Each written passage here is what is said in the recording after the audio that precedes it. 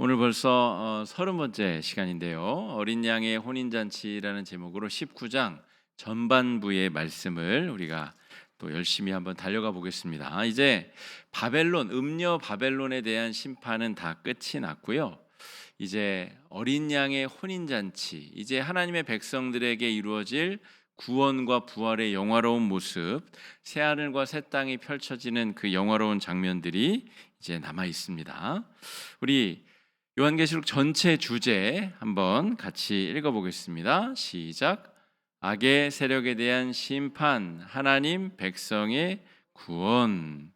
이 두 가지 내용은 꼭 잘 기억하시면 좋겠습니다. 심판과 구원이라고 기억하셔도 좋고, 이 악한 세력, 하나님을 대적하고 스스로 높아진 그 세력들에 대한 심판, 또 하나님께서 만들어 가실 구원의 역사, 하나님께서 채워가시는 그 아름다운 구원의 역사, 이렇게 악한 세력들이 심판당하고 하나님을 경외하고 믿고 그 믿음으로 나아간 자들을 보호하시고 구원하시고 하나님의 나라로 이끄신다라고 하는 내용을 우리가 계속 좀 살피면 좋겠습니다. 자, 17장, 18장은 악의 세력 음녀 바벨론의 멸망에 관련된 내용이 이제 지난주까지 끝이 났고요. 오늘부터는 어린 양의 혼인잔치, 교회의 승리, 예수 그리스도와 예비된 신부인 교회 혹은 성도들의 아름다운 합일과 만남, 사랑의 교제, 그 내용들을 우리가 살펴보겠습니다.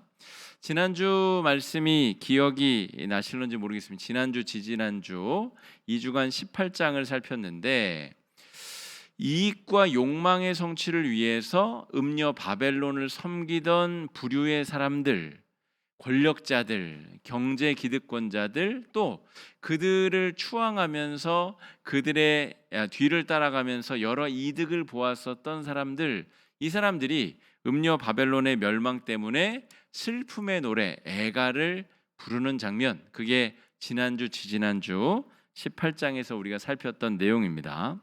그런데 오늘 이 앞쪽 이 19장 1절에서 6절까지의 내용을 잘 살펴보면 할렐루야로 시작되는 하나님의 이름을, 너는 하나님의 이름을 찬양하라, 이게 할렐루야의 의미인데, 할렐루야가 여러 번 등장하면서 하나님의 이름을 높이고 승전가를 부르는 사람들의 이야기가 나옵니다. 자, 1절 말씀 한번 읽어보겠습니다. 1절입니다. 시작.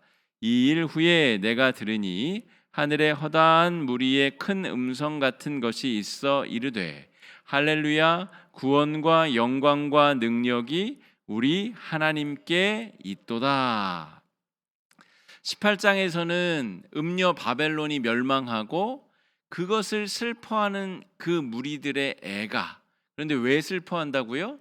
그 바벨론이 정말 진리인 줄 믿고 따라가서가 아니고 그 음녀 바벨론이 주는 떡고물들, 권력과 돈과 또 그로 말미암은 여러 이득, 기득권들이 없어진 것에 대한 슬픔, 그것에 대한 슬픔으로 울부짖는 이들이 있고, 오늘 하나님의 백성들은 하늘의 허다한 무리의 큰 음성같이 있는데 할렐루야, 구원과 영광과 능력이 우리 하나님께 있도다, 하나님의 영화로운 이름을 찬송하는 백성들이 있다 하는 것입니다. 그래서 19장의 첫 번째 구절은 하늘의 허다한 무리의 찬양 소리의 내용이 기록되어져 있다 하는 것입니다. 여러분, 요한계시록 전체 주제가 악한 이들에 대한 심판, 그리고 하나님의 백성에 대한 구원이라고 말씀드렸죠.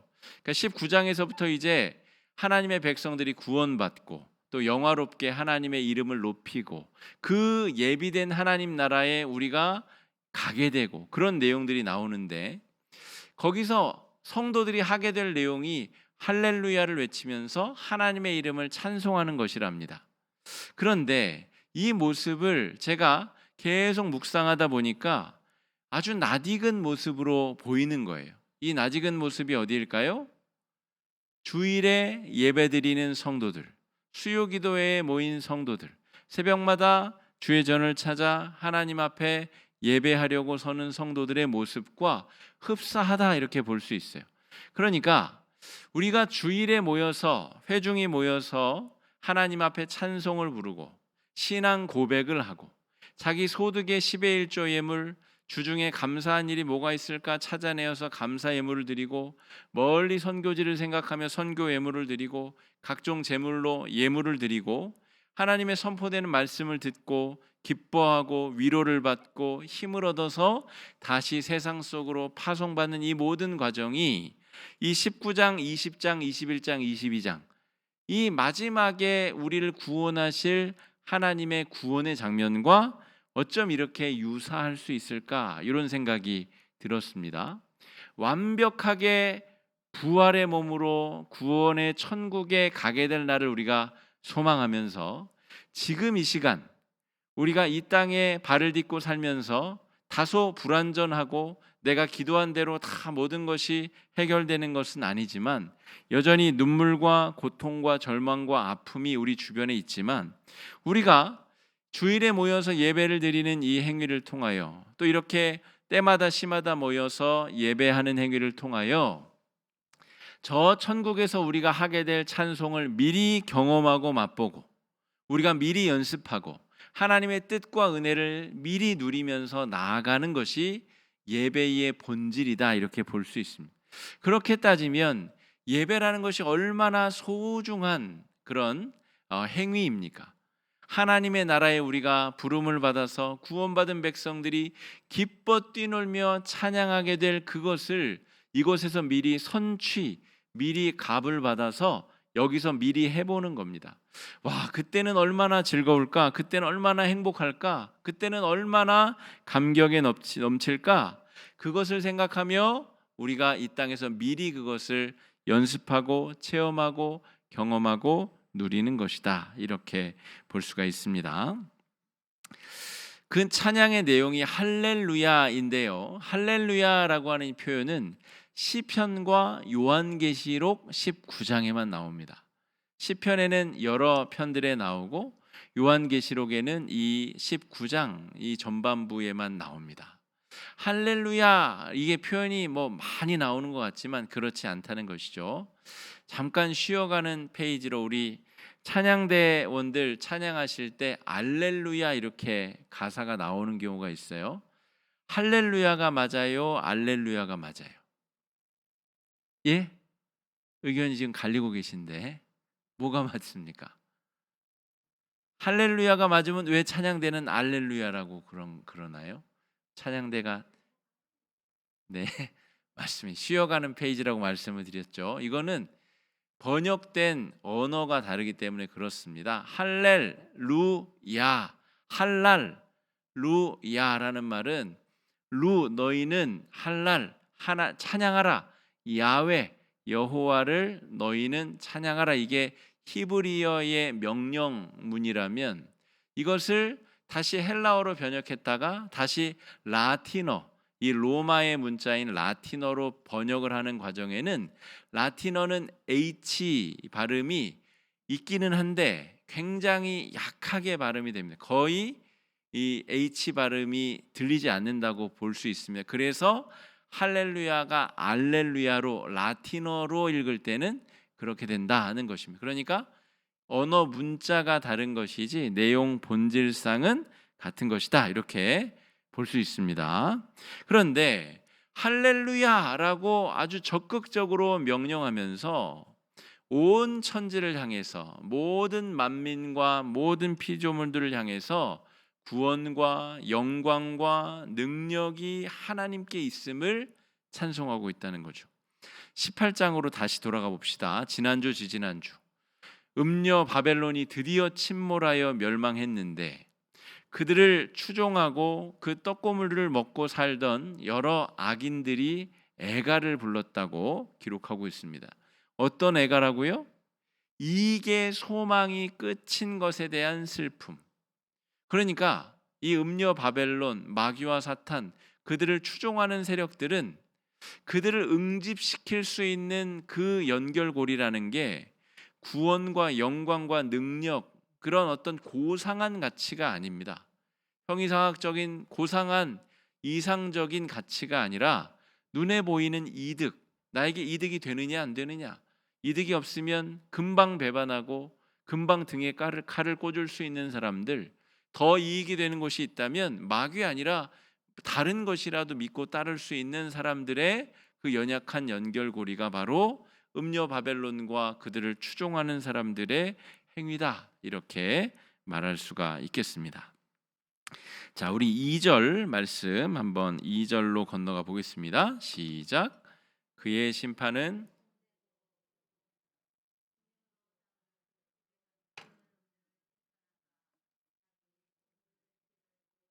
손으로 갚으셨도다 하고. 자, 그의 심판은 참되고 의로운지라라고 고백하고 있습니다. 음행으로 땅을 더럽게 한 큰 음녀를 심판하사 자기 종들의 피를 그 음녀의 손에 갚으셨도다. 이 내용을 우리가 좀 함께 살펴보겠습니다. 여러분, 어떤 사람들은 하나님께서 사랑이심으로 이 세상을 결국 심판하지 않으실 거야, 그냥 지옥 맛만 잠깐 보게 하시고 다시 결국 다 구원하실 거야, 그런 자기만의 소망을 이야기하시는 분들도 있습니다. 그런 소망이 뭐 나쁜 건 아니죠. 그럴 수 있죠. 마음이 여리고 착해서 악인들이 정말 심판받지 않았으면 좋겠다라고 하는 소망을 가지고 있을 수 있습니다. 그러나 그것이 정말 하나님께서 하실 계획의 전부인가? 우리가 하나님께서 하실 계획의 전부를 다 알고 있다고 말할 수는 없습니다. 하지만 적어도 우리가 인식하고 인지할 수 있는 범주는 기록된 성경 안에서 우리가 하나님의 하실 일들을 미리 예언의 말씀으로 듣고 보고 선취하는 것 아닙니까? 그러니까 지금 요한이 미리 보고 우리에게 선포하는 그 이야기의 말씀은 그의 심판이 참되고 의롭다는 것이고 심판이 반드시 있을 것이라는 것입니다.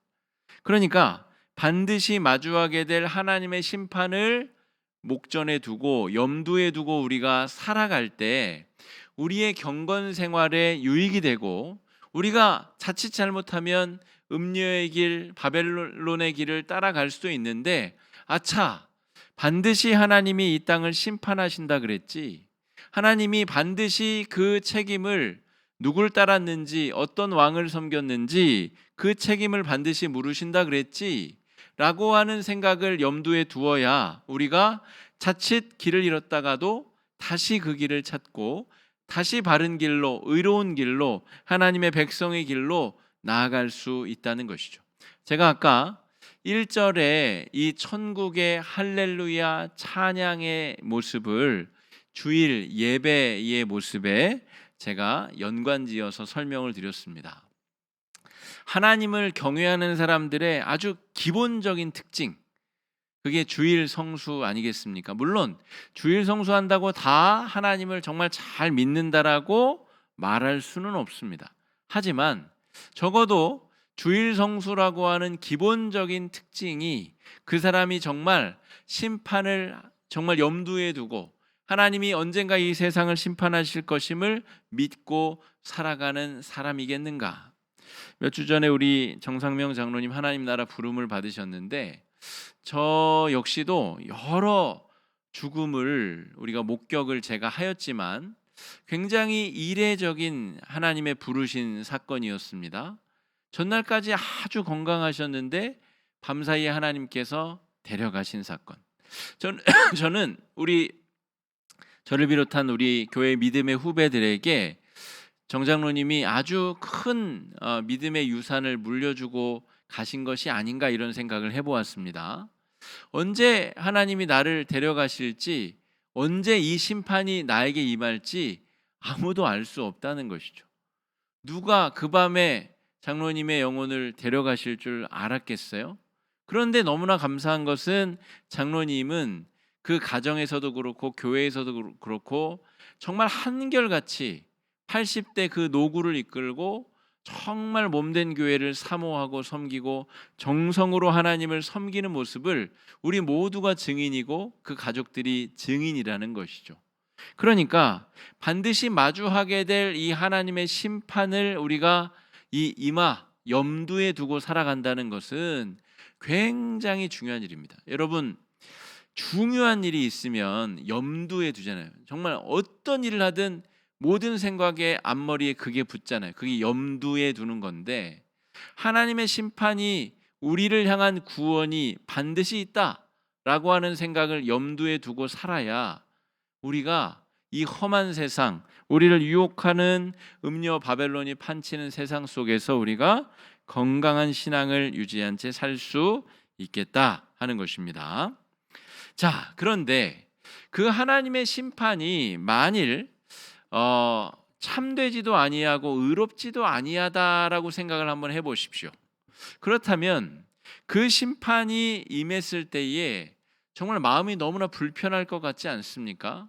재판관이 자기가 아는 사람이라고 해서 죄를 감경해주고, 자기 가족이라고 해서 무죄 방면해주고, 검사가 자기 가족이라고 해서 기소도 안 하고, 죄도 묻지 아니하고, 기소를 할지 안 할지 자기가 키를 쥐고 있다가 금품을 요구하고, 그렇게 되면 그 사법권을 누가 공정하다 인정해 줄 수 있겠어요? 그런데 지금 핍박과 고난과 역경을 이겨내고 구원받은 성도들이 찬송을 하며 하나님 앞에 고백하기를 참되고 의로우시다 하나님의 심판이라고 선포하고 고백하고 있다는 것이죠. 여러분 생각해 보세요. 살면서 지지리도 못 살고 핍박당하고 예수 믿는다고 온갖 조롱과 모욕과 매맞고 환난과 어려움을 당했어요. 그 사람이 하나님의 심판을 다 겪어낸 다음에 하나님이 재판해 주시고 난 다음에 모든 마음의 응어리가 다 풀린 거예요. 아, 하나님, 이제 저는 정말 후련해졌습니다. 정말 저는 하나님께서 그동안 나를 왜 이렇게 힘들게 하셨는지 너무나 억울했었는데 하나님이 심판하셔서 저 악인들 완전히 다 깡그리 무너뜨려 주시고 내가 그동안 애쓰고 수고하고 노력한 것을 하나님께서 칭찬해 주시고 이뻐해 주시고 알아주시니 저는 너무나 속이 후련합니다. 미심쩍거나 아쉽거나 여전히 내가 억울한 게 없는 상태의 찬송을 부르고 있다는 얘기입니다. 그러니까 여러분 지금 앞쪽에 이 내용들이 야, 뭐 그냥 찬송하나 보다 이렇게 보실 수도 있지만 정말 깊이 한번 내용을 보시면 이 정말 하나님의 심판이 의로우시다라고 고백하고 있는 2절의 내용을 깊이 묵상하다 보면 그 천국에서 우리가 받게 될 위로, 그동안 내가 정말 어렵게 예수 믿기 위해서 매맞고 어려움 당하고 환난 당하고 테러를 당하고 심판과 어려움을 많이 당했는데 그 어려움을 하나님께서 이 심판의 날 다 갚아주시고도 남을 만큼 복을 주셨다라고 하는 내용입니다. 자, 6절 말씀 한번 읽어보겠습니다. 시작. 또 내가 들으니 허다한 무리의 음성과도 같고 같은 소리로 이르되 할렐루야 주 우리 하나님 곧 전능하신 이가 통치하시도다. 할렐루야 주 우리 하나님 곧 전능하신 이가 통치하시도다. 악인들의 멸망은 피할 수 없다라는 것이 요한계시록의 주제이고 전능하신 하나님의 통치는 어떻게 돼요? 영원히 이어진다는 것입니다. 요한계시록의 결말은 이것입니다.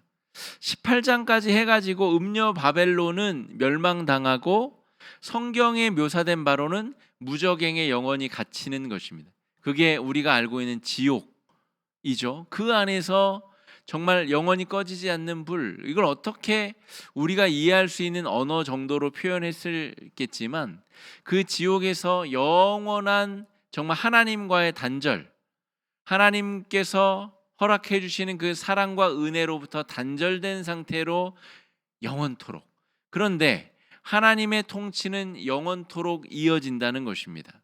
그들이 힘이 있다고 여겨지고 능력이 있다고 여겨지는 그것이 그가 살아있는 동안에 그가 잠깐 이 땅에서 힘을 얻은 그 잠깐 찰나밖에 되지 않는다는 것입니다. 여러분, 그래서 성경이 중요한 주제로 삼고 있는 악인의 형통에 대한 문제도 그렇습니다. 악인들이 잘 먹고 잘 사는 것, 여러분 그렇게 잘 먹고 잘 사는 게 언제까지라고요? 그가 살아있는 때까지, 그의 생명이 목에 붙어있는 때까지입니다. 여러분 그것도 억울한데요, 여러분 그렇게 생각하시는 분이 있을지 몰라도 그가 200년을 살겠어요? 300년을 살겠어요? 200년 하여튼 잘 살았다고 칩시다. 그 이후로 영원토록 하나님과 그 사랑에서 단절된 채로 영원토록 그 무저갱에 갇혀 있을 걸 생각하면 여러분 좀 덜 억울할 것 같지 않으십니까? 악인의 형통의 문제를 우리가 죄 짓는데 사용하면 안 되고요. 그의 영혼이 하나님을 찾지 아니하는 것, 그의 영혼이 하나님의 사랑과 은혜로부터 단절된 것이 곧 저주입니다. 그가 아무리 맛있는 거 먹고 좋은 집에서 떵떵거리고 권력이 있는 것처럼 살아도 여러분 그가 형통해 보여도 그것이 진짜 형통한 것도 아니고 진짜 복도 아니라는 것을 우리가 요한계시록을 통해서 발견해야 됩니다. 지속적으로 요한계시록은 악인들은 그 멸망을 피할 수 없다라는 것이고, 하나님의 백성들은 무슨 일이 있어도 땅이 갈라지고 정말 이 천지가 다 쪼개지는 한이 있더라도 하나님의 나라에서 부활의 몸으로 영광의 찬송을 부를 것이다 라고 오늘 약속하고 있다는 것입니다. 그러니까 여러분, 이 이단들이 이 요한계시록을 가지고 장난치는 게 너무나 저는 정말 화도 나고 분통도 터지고, 정말 이 환난 가운데 어려운 상황 가운데 있는 성도들을 힘있게 위로하는 책인 이 요한계시록을 가지고 자기들의 사적 이익과 사적 이 목적을 추구하기 위해서 악용하는 것이 너무나 분통이 터질 때가 있습니다. 자, 우리 7절 말씀, 우리 갈 길이 먼데 우리 7절 말씀 한번 읽어보겠습니다. 잠깐만요. 네. 여기까지 살펴봐. 6절까지 이제 할렐루야 할렐루야 할렐루야 할렐루야 하면서 천상의 성도들이, 무리들이 찬송을 하게 되는데, 이 찬송의 이유가 있다는 거예요. 천상의 할렐루야 찬양이 울려 퍼진 이유가 이제 7절, 8절, 9절, 10절에서 묘사가 되는데, 그래서 7절을 읽어보자는 겁니다. 시작. 우리가 즐거워하고 크게 기뻐하며 어린 양의 혼인 기약이 이르렀고 그의 아내가 자신을 준비하였으므로, 이것 때문에 찬양이 울려 퍼진 것입니다. 이 아름다운 결혼식이 이제 곧 시작될 것이거든요. 그러니까 하늘의 우레와 같은 정말 아름다운 영혼의 찬양의 고백이 선포되고 빵빠레처럼 마치 결혼 행진곡이 울려 퍼지듯이 귀한 찬양이 울려 퍼지고 있다 하는 것입니다. 자, 어린 양의 혼인 기약이 이르렀고 그의 아내가 자신을 준비하였으므로, 제가 요한계시록 초반부에 이야기를 할 때 개요를 설명드리면서 이 성경은 여러 비유와 상징들로 채워져 있다라고 말씀을 드렸습니다. 그러니까 이 편지가 로마 제국의 여러 검문소를 통과해서 이 소아시아 교회들로 가야 되는데, 소아시아 교회에서 회람하면서도 여러 이 검문과 통제를 받았어야 됐는데, 어린 양의 혼인 잔치가 이야기를 나누면 이 로마 군인들이 이거 무슨 동화책인가? 이렇게 여겼을 것이라는 것이죠. 그런데 누가 봐도 하나님의 백성들은 이 어린 양이 누구이고 그의 혼인 잔치가 무슨 의미이며 그의 아내가 누구인지를 지금 명확하게 이해할 수 있다는 것입니다. 왜 그렇냐면 성경 시대의 혼인 잔치, 결혼 잔치에 대한 기본적인 이해가 있어야 오늘 7절의 말씀을 더 잘 이해할 수 있습니다. 지금 우리는 100년 전에, 150년 전에 우리 이 땅 조선 땅에서의 결혼 문화와 지금 우리 현대인들의 결혼 문화도 많이 다르죠. 그죠? 뭐 함지고 가는 거 요즘에는 거의 뭐 볼 수도 없을 뿐더러 뭐 결혼 관련된 여러 뭐 진행되는 여러 과정들이 100년 전이나 지금이랑은 완전히 다르잖아요. 그러니까 2000년 전에 우리 땅도 아니고 저 중동의 결혼 문화가 이해가 되어야 오늘 이 7절의 말씀이 명확하고 깔끔하게 이해될 수 있다는 것입니다. 성경 시대의 결혼은 요 세 가지 과정을 통해서 이루어집니다. 축약해서 말하자면 이렇게 됩니다. 먼저 정혼, 약혼을 합니다. 예수님을 임신한 마리아가 요셉과 정혼한 상태였죠. 그러니까 결혼식에 올리지 않은 채로 약혼한 상태로 일정 시간을 갖게 되는데, 요셉과 마리아의 경우를 보면 그게 1년, 그러니까 10개월은 아니었던 것 같아요. 그 안쪽인 것 같습니다. 그러니까 몇 개월간 준비를 하게 되는데, 이미 둘 사이는 결혼 관계입니다. 결혼을 했는데 따로 살면서 결혼 준비를 하는 거예요.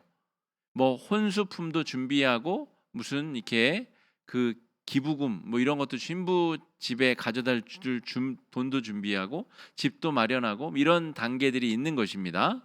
그리고 나서 신랑이 신부 집을 찾아갑니다. 거기서 결혼식이 열려요. 신부 집에서 결혼식이 열리고 그 신랑이 신부를 데리고 자기 집으로 데려갑니다. 그러니까 이게 유대식 전통 결혼 방법입니다. 이걸 잘 기억하셔야 됩니다. 약혼을 하고 신랑이 신부 집에 가서 결혼 잔치를 하고 신부를 데리고 이제 옵니다. 이삭이 결혼하는 이삭이 리브가와 결혼하는 과정도 유사하죠. 아브라함이 노종을 보내서 자기의 친척들이 있는 땅에 가서 리브가를 간택해서 데려오게 합니다. 이 과정과 유사한데 왜 이 과정이 중요하냐라고 하면 잘 보십시오. 약혼은 예수님이 이 땅에 육신을 입고 오시고 공생의 과정을 통하여서 사람들에게 나타나시고 하나님이 인간이 되셔서 우리를 위해서 십자가를 지시고 부활하시고 승천하신 것을 약혼이라고 볼 수 있습니다. 예수님이 오셔서 예수를 믿고 성령 세례도 받았는데 그 즉시로 우리가 휴거 받아가지고 다 천국에서 부활의 몸으로 삶은 좋잖아요. 그럼 결혼하고 바로 사는 게 되잖아요. 그런데 유대식 결혼은 그렇지 않다는 것입니다. 약혼을 하고 이미 결혼 관계에 있지만 따로 살면서 결혼을 준비하는 관계. 요셉과 마리아에게는 그 사이에 무슨 일이 있었죠? 처녀가 잉태해 버린 거예요. 그런데 요셉이 가만히 끊고자 하여 소문내지 아니하고 그를 정죄하지 않았다는 거예요. 요셉의 의로움이 거기에 있는 것이죠. 여러분, 예수님이 오셨다가 올라가신 이후로 2000년이 지났는데 지금 이 사이가 이 약혼 후 신랑이 오시기 전이라는 거예요. 이 7절을 읽으면서 이 소아시아 교회 성도들은 아마 펑펑 울었을 겁니다. 예수님이 다시 오신다. 다시 신랑으로 우리에게 오신다. 라고 하는 그 자기들의 전통 결혼 문화와 이 요한이 보고 지금 기록한 이 약속의 말씀을 정확하게 일치시킨다면 예수님이 곧 신랑으로 재림 예수로 우리 가운데 오신다는 겁니다. 신부인 우리들을 데리러. 10처녀의 비유가 있죠. 성경에 5처녀가 기름등 들고 있다가 그 우리식의 결혼 문화로서는 절대 이해할 수 없습니다. 이게 무슨 신부가 뭐 이런 식의 결혼이 다 있나? 신랑이 언제 올지 몰라가지고 지금 그게 유대식 전통 결혼의 전형적인 모습입니다. 약혼을 마친 신랑이 이제 신부 집에 와야 밤에 결혼식이 펼쳐지게 되는데 신랑이 무슨 일이 있어서 늦어지고 있는 거죠. 준비된 기름이 다 떨어지는 것입니다. 신랑이 왔을 때 신부가 단정한 모습으로 깨끗한 옷을 입고 준비된 채로 기다리고 있어야 결혼식이 열리게 되는데 그렇지 못한 채로 지금 일부 신부는 그 설정상 이게 조금 이상한 이야기긴 하면 비유니까 그렇다는 것이죠. 자, 우리가 중요하게 살펴볼 것은 개인적으로 우리 삶의 종말이 우리 정장로님처럼 혹은 먼저 하나님 나라 부름을 받은 우리 선배들처럼 개인적인 종말이 우리에게 찾아온다면 그 즉시로 우리는 예수 그리스도와 거룩한 혼인 예식을 올리게 되겠죠. 그러나 이 역사의 종말에 주님께서 재림하실 때가 바로 신랑이 오셔서 진짜 결혼 예식이 펼쳐질 그날이다라고 하는 것입니다. 그리고 신랑이 신부를 데리고 신랑 집으로 데려가죠. 이게 결혼식의 완성입니다. 이게 부활의 모습, 천국에서 우리가 영화로운 몸으로 부활하게 될 것, 이것을 상징하는 중요한 결혼의 비유라는 것이죠. 그래서 여러분, 구약 성경에도 하나님과 우리 사이를 부부 관계로 비유한 게 많이 있는 이유가 거기 있습니다. 호세아와 고멜의 이야기도 그렇고 또 여러 경우에서 하나님이 신랑 되시고 하나님의 백성들, 이스라엘 백성들이 신부로 묘사되는 장면들이 많이 있는 이유가 여기 있는 것이죠. 여러분, 그러니까 아직 신랑이 오지 않는 상태에서 신부가 핍박당하고 고난당하고 그런다고 해서 야, 신랑 안 오니까 야, 이거 파혼이다, 그리고 다른 남자 만나서 잠자리하고 그 남자 애 베고 여기저기 돌아다니면서 음란한 삶을 살고, 이게 바로 17장 18장에서 멸망당한 음녀 바벨론의 이야기라는 것이죠. 하나님이 살아계시고 우주 만물을 창조하셨는데 하나님의 백성으로 사는 것이 지겹고 힘들고 어렵고 고통스럽다고 해서 약혼한 자가 그 정절을 잃어버리고 지 맘대로 살고 우상숭배하며 살면 되겠느냐?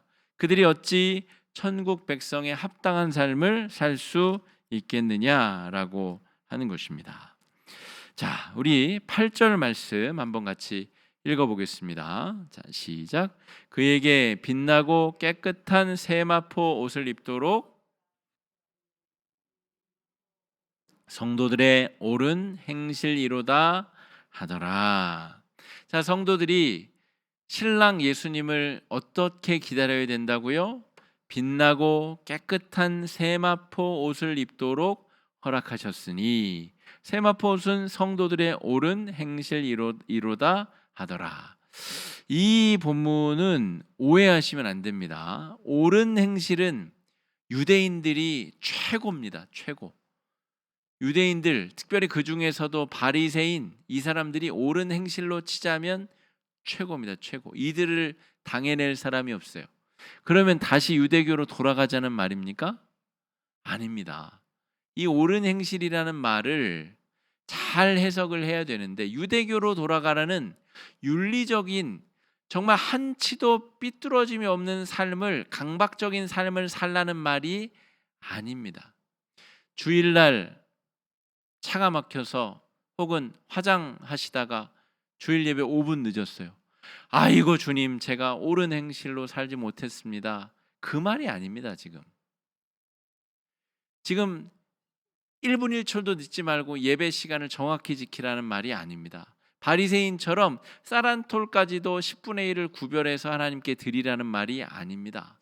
여기서 성도들의 옳은 행실이라고 하는 것은 내가 예수 그리스도의 신부된 사실을 잊지 아니하고 살아가는 삶을 말합니다. 내가 은혜 받은 사람, 예수 십자가의 보혈로 구원받았다는 사실을 잊지 않고 살아가는 사람이 바로 성도들이 옳은 행실로 살아가는 삶이다, 이렇게 볼 수가 있겠습니다. 이것을 구별하지 못하면 또 엉뚱하게 다시 율법적인 삶으로 돌아갈 가능성이 높다 하는 것이죠. 여기서 깨끗한 세마포 옷이라는 것은 자기의 노력으로 깨끗해진 사람이 아니라 예수 그리스도의 십자가 보혈로 깨끗함을 입은 성도, 하나님의 은혜를 매일 매순간 경험하고 누리는 하나님의 백성들의 삶을 나타낸다, 이렇게 볼 수가 있겠습니다. 자, 어린 양의 신부로 구원받은 성도답게 살아갈 수 있는 귀한 한 주가 되시기를 바라고요. 다음 주 우리 11절부터의 말씀에는 이제 정말 백마를 타고 우리에게 오시는, 그러니까 어린 양이라는 이 신랑도 사실은 굉장히 중요한 상징이라고 볼 수가 있겠고, 그 결혼식에 묘사되는 장면들을 다음 주에 우리 좀 더 깊이 살펴보도록 하겠습니다. 이 시간에 우리 네 가지 기도 제목 놓고 함께 좀 기도하는 시간 갖겠습니다. 첫 번째 기도 제목은 이것인데요.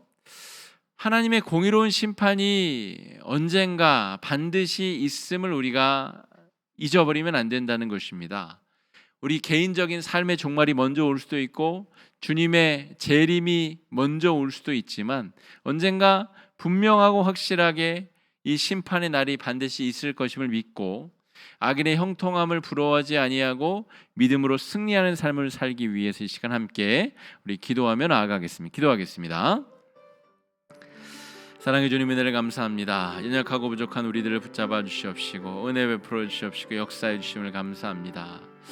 하나님 아버지, 우리의 삶이 악인의 형통을 부러워하고 하나님의 심판과 하나님의 거룩한 능력의 역사가 우리 가운데 펼쳐짐을 우리가 부인하고 또 인정하지 못하고 나아갈 때도 있습니다. 하나님 아버지, 우리를 긍휼히 여겨 주시옵시고 불쌍히 여겨 주시옵소서. 이 믿음의 길을 걸어감에 있어서 하나님의 거룩한 통치, 하나님의 거룩한 능력과 역사를 잊지 아니하고 나아가게 하여 주시옵소서. 하나님께서 행하여 주시는 거룩한 능력의 아름다운 역사가 우리 가운데 펼쳐지고 이루어질 수 있도록 아버지 함께 하여 주시기를 간절히 소망합니다. 그리하여서 이 험하고 악한 시대에 하나님의 거룩한 아름다운 은혜를 구하며 어린 양의 혼인잔치에 부름받은 신부들로서 거룩한 세마포 옷을 입고 거룩한 의의 행실로 은혜 받은 사람의 행실로 믿음으로 승리함으로 나아갈 수 있도록 주님 역사하여 주시옵소서. 하나님의 심판이 언젠가 반드시 임할 것임을 주님 잊어버리지 아니하게 하여 주시옵시고 거룩한 능력과 은혜 가운데 승리함으로 나아갈 수 있도록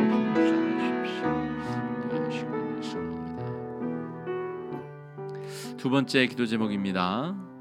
삶의 시작과 끝에 크고 작은 모든 기도 제목들을 전능하신 하나님께 맡기고 믿음으로 승리하는 신앙 되게 해달라고 우리 기도하면 좋겠습니다. 할렐루야라고 하는 이 명령어처럼 내 영혼아 전능하시고 공의로우시고 모든 것을 아시고 주관하신 하나님께 근심을 맡겨드리고 너희 기도 제목을 드리고 그 선하신 인도하심을 따라서 믿음으로 승리하며 나아가자 명령하고 또 고백하며 나아가는 이 시간 되길 바랍니다. 함께 기도하겠습니다. 사랑해 주님, 우리의 삶이 언제 어떻게 시작이 되었으며 언제 어떻게 마감이 될지 우리는 알 수 없습니다. 주님께서 오라 하시면 우리는 언제든 이 땅을 등지고 주님 나라로 가야 될 거룩한 백성들 성도들임을 깨닫습니다. 하나님 아버지, 연약하고 부족한 우리들 이 믿음의 은혜의 싸움에 승리하도록 주님 인도하여 주시기를 원합니다. 그리하여서 하나님께서 이끌어주시고 붙들어주시는 아름답고 거룩한 능력의 은혜 가운데 새로워지게 하여 주시옵소서. 하나님께서 우리를 부르실 그때까지 이 믿음의 싸움에 있어서 실패하지 아니하도록 도와주시옵소서. 크고 작은 모든 기도 제목들 주님께 온전히 드리며 나아가는 거룩한 주의 백성 되게 하여 주시옵소서. 우리의 신앙이 연약하고 부족하지만 예수 그리스도 우리의 구원자 전능하신 하나님 거룩한 심판자께서 우리의 삶을 심판하시고 우리의 삶을 구원하시며 온전케 하시며 위로하여 주시고 자유케 하실 줄로 믿사오니 하나님의 능력과 구원의 역사 가운데 믿음으로 나아갈 수 있도록 주님 함께하여 주시옵시고 인도하여 주시옵소서.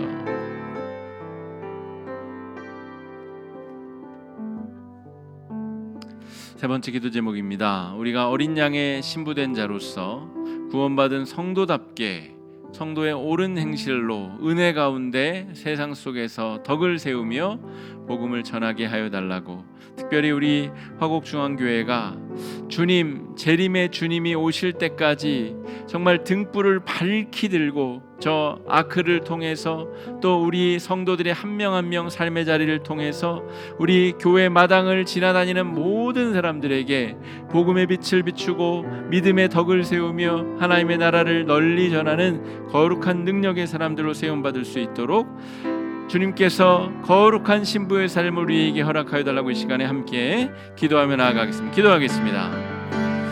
사랑해 주님, 은혜를 감사합니다. 연약한 우리들에게 함께하여 주셔서 하나님 정말 믿음으로 승리하는 귀한 삶을 살아낼 수 있도록 주님 주장하여 주시기를 간절히 원합니다.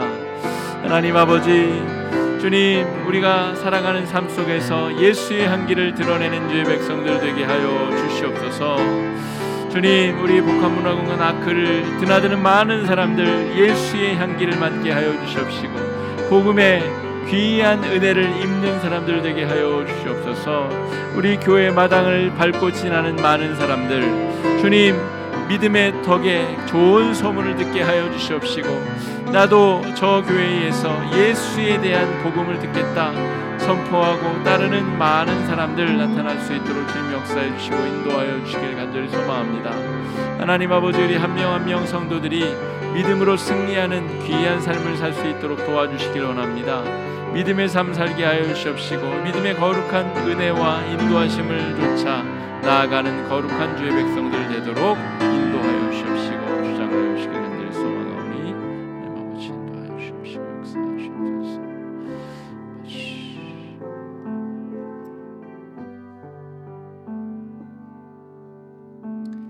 우리 네 번째 기도 제목입니다. 우리 개인적인 기도 제목, 또 우리 장기적인 환자들, 회복 중의 환자와 가족들, 국내외적 위기와 어려움의 극복, 또 코로나 이 문제가 이제 좀 그만 끝날 수 있도록 여러분 위해서 함께 기도해 주시기 바랍니다. 함께 기도하겠습니다. 사랑해 주님, 은혜를 감사합니다. 여러 기도 제목 가지고 하나님 앞에 기도하며 나아갑니다. 하나님, 우리의 연약함, 우리의 부족함 주님 굽어 살펴주시옵시고 은혜 베풀어 주셔서 주님 우리가 기도하는 제목마다 하나님 선하게 응답하여 주시옵시고 하나님 나라가 임하게 하여 주시옵시고 회복과 능력의 아름다운 역사가 우리 가운데 펼쳐질 수 있도록 주님 주장하여 주시옵시고 역사하여 주시옵소서. 하나님, 그리하여서 이 험악한 시대에 음료 바벨론의 문화가 판치는 세상 속에서 주님, 우리의 믿음이 흔들리지 아니하도록 주님 주장하여 주시옵소서. 오랜 병마와 싸우는 주의 성도를 주님 붙잡아 주시옵시고 위로하여 주시옵시고 회복시켜 주시옵소서. 경제적인, 관계적인 여러 삶의 문제들에 휩싸인 건강의 문제와 삶의 무게와 또 경제적인 문제, 여러 관계의 문제, 내면의 갈등과 어려움들, 주님 그 문제들 가운데 주님 의로우신 재판장께서 주님 함께하여 주시옵시고 주님 그 억울함이, 그 외로움이, 그 모든 고통이 다 씻겨나갈 수 있도록 주님 역사해 주시고 인도해 주시옵시고 역사하여 주시옵소서. 거룩하신 일 사모합니다. 사랑해 주님, 주의 말씀 의지하여서 다시 한번 힘을 내기 원합니다. 이 힘들고 어렵고 유혹과 핍박이 많은 이 세상 속에서 우리가 하나님의 백성, 거룩한 주의 자녀로 능력 있게 살아갈 수 있도록 인도하여 주시옵시고 정말 하나님께서 우리를 마지막 날에 구원하시사 천국으로 불러주시고 어린 양의 혼인잔치에 우리를 신부로 불러주시사 정말 아름답고 복된 은혜의 복을 우리에게 허락하여 주신 줄로 믿사오니 그 믿음 가운데 승리하는 한 주가 되도록 축복하여 주시옵소서. 예수님 이름으로 간절히 기도드립니다. 아멘. 우리 찬송가 490장 찬송한 후에 축도로 예배 마치겠습니다.